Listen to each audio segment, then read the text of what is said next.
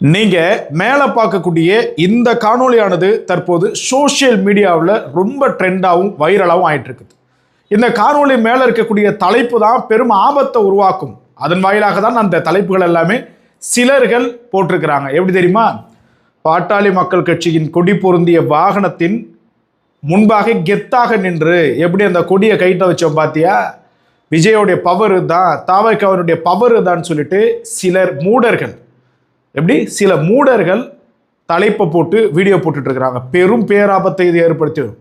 உண்மை என்ன என்பதை தெரியாமல், அறியாமல், புரியாமல், அலசி ஆராயாமல் இங்கே ஒரு கூட்டம், தற்குறி கூட்டம் இருக்கிறது. உடனே எல்லாத்தையுமே பரப்புறது.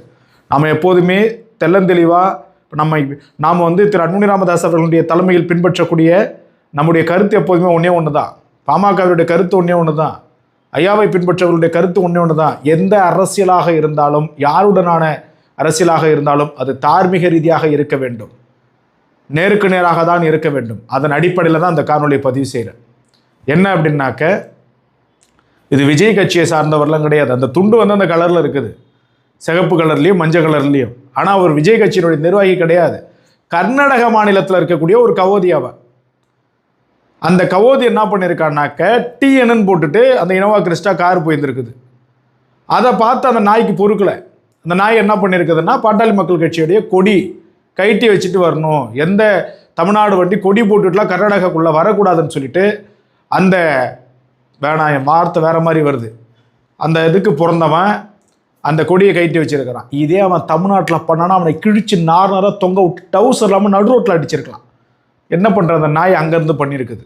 கர்நாடகாக்காரன் வருவான்ல தமிழ்நாட்டுக்கு, அதை நம்ம அப்புறம் பேசிக்கலாம். இந்த காணொலியோட நோக்கம் என்னென்னா, இந்த மாதிரி விஜய் கட்சியை சார்ந்தவங்க இப்படி பண்ணாங்கல்ல, தயவு செய்து பொய்யை யாரும் பகிராதீங்க. அப்படியாப்பட்ட தலைப்பு கொண்ட காணொலி நீங்கள் பார்த்தீங்கன்னா அவங்களுக்கு பதில் சொல்லுங்கள். இது நடந்தது தமிழ்நாட்டில் கிடையாது, கர்நாடகான்னு.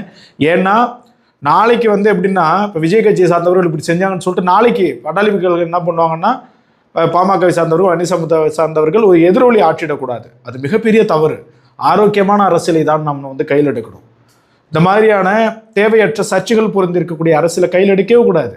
இப்போ விஜய் கட்சியை சார்ந்தவங்க இந்த மாதிரிலாம் பண்ண போகிறதும் கிடையாது. ஏன்னா அந்த மாதிரியான வழிநடத்துகள் தற்போதைய காலத்தில் கிடையாது என்பது நாம் அனைவரும் உணர்ந்ததே. எனவே தவறான தலைப்பு கொண்டு இந்த காணொலி யாரேனும் பகிர்ந்தால் உடனடியாக ரிப்போர்ட் பண்ணுங்கள், கமெண்ட் பண்ணுங்கள், அதை நமக்கு ஷேர் பண்ணுங்கள். சரியா? நன்றி.